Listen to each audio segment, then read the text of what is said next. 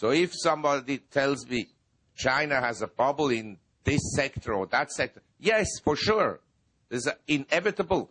But I prefer to have China's bubble than the bubble in the U.S., that for sure. In the U.S., the bubble is a credit bubble, government debt bubble, that will, in my opinion, never be repaid, except in worthless U.S. dollars. And so if you ask me about the correction in the gold market, yeah, for sure, there will be corrections. We already corrected more than 10% from the peak. I think the correction could last somewhat longer. But when I look at Mr. Obama, and that Mr. Bernanke, and that Mr. Tim Geithner, and Larry Summers, the one thing I will never do in my life is to sell my gold. I believe all governments will eventually go bankrupt, except probably in emerging economies. They're in a better shape because they're a smaller part of the total economy, and the economies are not as leveraged as in the Western world. And most importantly, for instance, in the whole of Asia, the governments have not unfunded liabilities for health care like in the U.S. and Social Security. If people retire in Asia when they're old, the children have to look after them.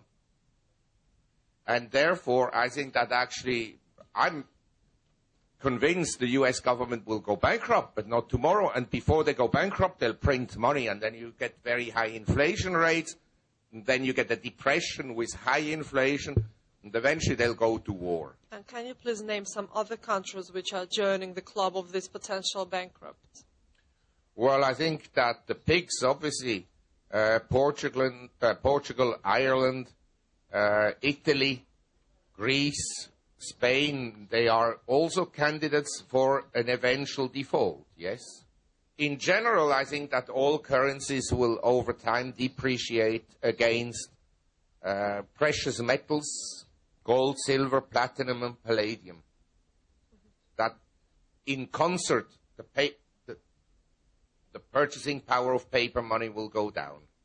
But there will be some reserve currency anyway, and what it will be? Well, I mean, we may go back one day to a system that is more rigid in the sense that countries will be forced to adhere to a higher discipline, like under a gold standard.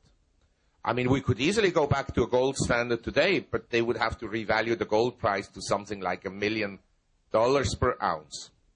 Then you can implement the gold standards very easily. I don't know whether the price is too high or too low for oil. Ask Mr. Bernanke how much money will print.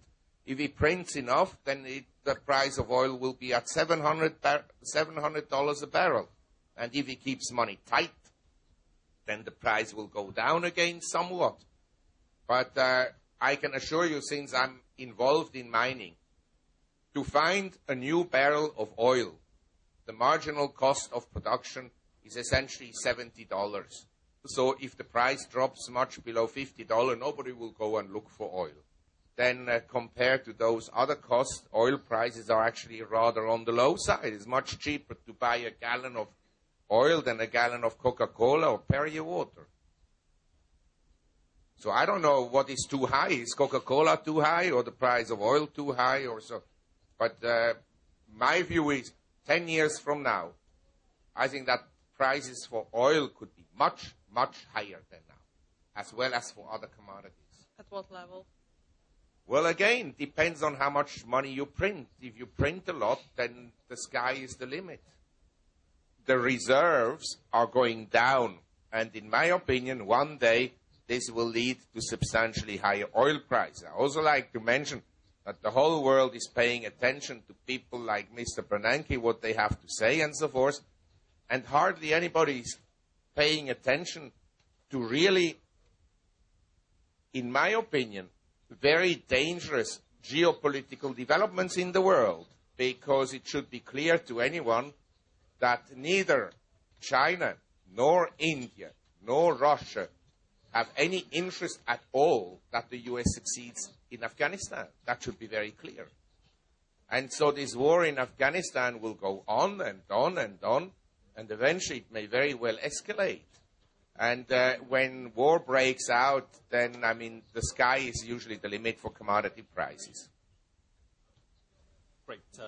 somewhat unusual note, so I think we should stop. Thank you very much.